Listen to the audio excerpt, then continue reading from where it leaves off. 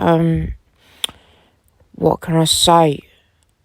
The antics started at about 1 p.m. yesterday, and long story cut short, it was about maybe 3:30-ish that I got signed into here, the address on the top right hand corner of this video. So basically I'd put it. It was probably 14 hours and a half of antics, and well, shoved onto the streets of Sweden. It was an absolute nightmare, hell on earth. The social services refused to do anything to help me, none at all. Migration, I mean, it's such a fucking long story, and I've not long just been woken up by directed energy weapon attacks, attacking my skin again and again and again. And for the past, I don't know, half an hour, 20 minutes, whatever, I've just been scratching at my skin. And yesterday, the itching got so bad that I scratched it to the point that my skin bled on my neck. And I was out in public. So can you imagine the torture of me in Sweden? Obviously, I've had a chat about it, and it would appear to me this is the torture of me is designed to intimidate me and force me to, I don't know, either flee Sweden or to drop the asylum application. Well, the appeal, to drop the appeal of the asylum rejection at the migration administrative court in Sweden. Now, yesterday, the torture of me got so bad that I repeatedly screamed my fucking arse off in distress, in absolute distress. That's right. Yesterday saw me in hours upon hours upon hours of distress. Nobody would help me, nobody. In that, so the police came to Stockholm Hostel after about 4.5 hours of antics from the Stockholm Hostel itself. The staff was there. A young girl at the reception was giving me one hell of abuse, mental abuse, absolute harassment. Well, harassment, psychological harassment, and mental abuse. What can I say? Emotional abuse. After I just sat there like a dumb lemon, waiting for a refund of about, over 3,000 SEK, Swedish kroners. I'm aware that my battery is going to go. I've probably only got about 20% battery. So anyway, and I've got to cut the recordings. Excuse me, sorry. I've got to cut the recordings down. I'm currently dehydrated and fucking starving in Sweden because of the antics, the non-lethal poisoning. Get me? Every time I go to the fucking shop, every time I fucking reach there, they've already stacked the fucking shelves with laced or contaminated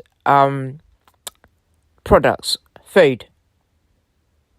They use my vulnerability and weaknesses against me because they know that it takes me fucking forever to get out of the accommodation or flat or whatever, wherever I'm staying or living. This is one because of a previous OCD-like symptoms, but also because I've got autistic traits. I've got autistic traits, and it takes me fucking forever to get ready and leave. You get me? I have to do all these fucking checks. Check. That's right. I've got to do checks. Now, the directed energy weapon attacks and the mind-controlled technologies further exacerbate those underlying symptoms. Do you get me? What these corrupt governments tend to do is either they engineer a vulnerability into you, or it's already pre-existing, and then they make it 1 billion times worse. 1 billion times worse, and then they can fucking get away with it, and they'll just bullshit their way into saying, well, it was a pre-existing condition, or they had the individual had that already, that sort of thing. You get what I mean?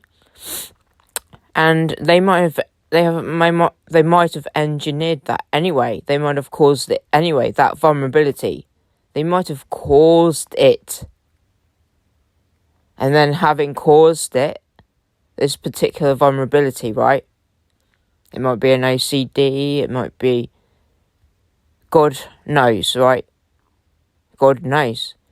But certainly, in regards to my repetitive behaviour, these directed energy weapon attacks and mind control technologies have, over the years, worsened, like a fucking 1,000,000-fold worsened, my checking behaviour. I find myself, either in public or in private, checking. Sometimes it just gets fucking ridiculous. Now, these mind control technologies are making it far, exponentially far worse. What can I say? And these bastards, well, pre-existing condition. Do you get me? Right, 7 minutes into the recording. Obviously, I've only booked in probably around about 3:30 a.m. as I fucking crawled the fucking streets of Sweden trying to look for emergency accommodation, because social services won't do fuck all for me. They refuse to do fuck all. I said I was begging and I was begging and I was begging. I told them, I was begging and begging and begging for help. Told them I was just fucking stood there outside Stockholm Generator Hostel where they fucking chucked me out. I'd made a booking for the 2nd to the 3rd of February, right? But either way, they told me you're not to come back. Do not come back. I was distressed when I was shouting in their bar area. In their bar area. Probably around, I don't know, end of December.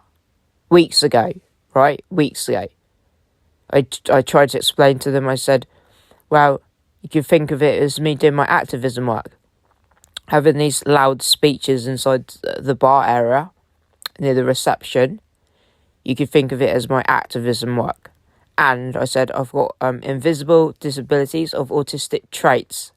They weren't having none of it. They fucking chucked me out. They fucking chucked me out weeks ago. And then I made another booking with them yesterday, because I was fucking crawling the streets of Sweden trying to look for emergency accommodation, fucking last minute. Not only that, I've got 1 minute less than. Not only that, the Swedish authorities, the police, have been playing one big fat game with me. They've installed Pegasus surveillance government software on my all my devices, and in doing so, blocked me from using the internet on my phone. That's the mobile data as well as any Wi-Fi to be connected to. And they've been playing this game ever since I landed in Stockholm. Is it Armada Airport? Ever since I landed in Stockholm, they've been playing this game. Hack into my devices and block all internet, even when I'm out and about. Can you imagine the suffering?